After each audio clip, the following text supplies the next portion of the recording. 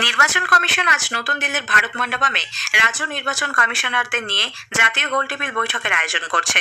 মুখ্য নির্বাচন কমিশনার জ্ঞানেশ কুমারের সভাপতিত্বে এই বৈঠকে উপস্থিত থাকবেন দুই নির্বাচন কমিশনার ডক্টর সুখবীর সিং সান্ধু এবং ডক্টর বিবেক যোশী। সব রাজ্য ও কেন্দ্রশাসিত অঞ্চলের রাজ্য নির্বাচন কমিশনাররা তাদের আইনি এবং প্রযুক্তিগত বিশেষজ্ঞদের নিয়ে এতে অংশ নেবেন। পাশাপাশি 36টি রাজ্য ও কেন্দ্রশাসিত অঞ্চলের মুখ্য নির্বাচনী আধিকারিকরাও যোগ দেবেন এই বৈঠকে। দীর্ঘ 27 বছর পর এই সম্মেলন হচ্ছে। শেষবার এই ধরনের সম্মেলন হয়েছিল 1999 সালে। সুপ্রিম কোর্টের নির্দেশে বিচার বিভাগীয় আধিকারিকদের তদারকিতে এসআইআর এর নথি যাচাই এবং নিষ্পত্তির কাজ শুরু হয়েছে। নথিপত্র খতিয়ে দেখছেন কলকাতা হাইকোর্ট নিযুক্ত জেলা বিচারক এবং অতিরিক্ত জেলা বিচারকরা। বিচারকদের জন্য আলাদা লগইন আইডি তৈরি হয়েছে। এসআইআর কে কেন্দ্র করে তৈরি জটিলতা কাটাতে গতকাল ফের কলকাতা হাইকোর্টের প্রধান বিচারপতি সুজয় পাল, নির্বাচন কমিশন ও বিচার বিভাগীয় প্রতিনিধিদের মধ্যে বৈঠক হয়। বৈঠক শেষে রাজ্যের মুখ্য নির্বাচনী আধিকারিক মনোজ কুমার আগরওয়াল জানান, এসআইআর এর কাজে নিযুক্ত বিচার বিভাগীয় আধিকারিকদের বিভিন্ন প্রশ্নের উত্তর দেওয়া হয়েছে। এখনো পর্যন্ত যতটুকু কাজ হয়েছে এবং আগামী দিনে কোন পদ্ধতিতে কাজ এগোবে সে বিষয়ে তৈরি হয়েছে নির্দিষ্ট গাইডলাইন। কলকাতার বেনিয়াপুকুর থানা এলাকার তিলজলায় বচসার জেরে এক যুবকের গুলিবিদ্ধ হওয়ার ঘটনায় চাঞ্চল্য ছড়িয়েছে।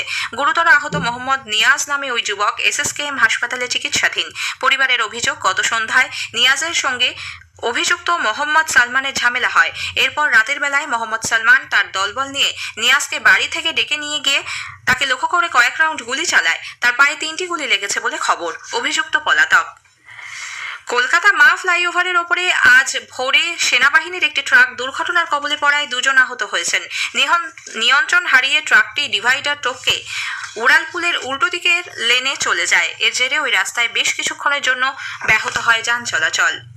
এসএসসি 2025-এর নিয়োগ পরীক্ষায় প্রশ্ন ভুলের চ্যালেঞ্জ খতিয়ে দেখার জন্য আইনি বিধান না থাকা সত্ত্বেও কিসের ভিত্তিতে প্রার্থীদের থেকে টাকা নেওয়া হয়েছে হলফনামা দিয়ে তা জানাতে বলেছে কলকাতা হাইকোর্ট। বিচারপতি অমৃতা সিনহা গতকাল স্কুল সার্ভিস কমিশনকে 4 সপ্তাহের মধ্যে এ ব্যাপারে রিপোর্ট দিতে বলেছেন। স্কুল সার্ভিস কমিশনের একাদশ ও দ্বাদশ শ্রেণীর শিক্ষক নিয়োগের কাউন্সেলিং আজ শুরু হচ্ছে। সল্টলেকে কমিশনের প্রধান কার্যালয় কাউন্সেলিং প্রক্রিয়া হবে। মেধা তালিকার মাধ্যমে ওপেন কাউন্সেলিং এর আয়োজন করা হচ্ছে। রাজ্য জয়েন্ট এন্ট্রান্স বোর্ডের চেয়ারম্যান হিসেবে দায়িত্ব পেয়েছেন গৌতম পাল। তিনি প্রাথমিক শিক্ষা পর্ষদের সভাপতি পদেও রয়েছেন। এর আগে জয়েন্ট এন্ট্রান্স বোর্ডের চেয়ারপারসন ছিলেন সোনালী চক্রবর্তী বন্দ্যোপাধ্যায়। যাদবপুর বিশ্ববিদ্যালয় ক্যাম্পাসে অধ্যাপক নিগ্রহের ঘটনার তদন্তে বিশ্ববিদ্যালয় কর্তৃপক্ষ 5 সদস্যের কমিটি গঠন করেছে।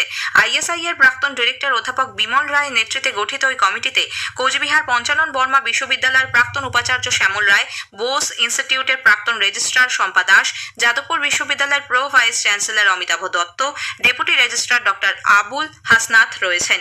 উল্লেখ্য, গত শুক্রবার সাংস্কৃতিক অনুষ্ঠানকে কেন্দ্র করে 2 ছাত্র সংগঠনের কর্মী সমর্থকরা হাতাহাতিতে জড়িয়ে পড়ে পরিস্থিতি সামাল দিতে গিয়ে 2 অধ্যাপক আক্রান্ত হন।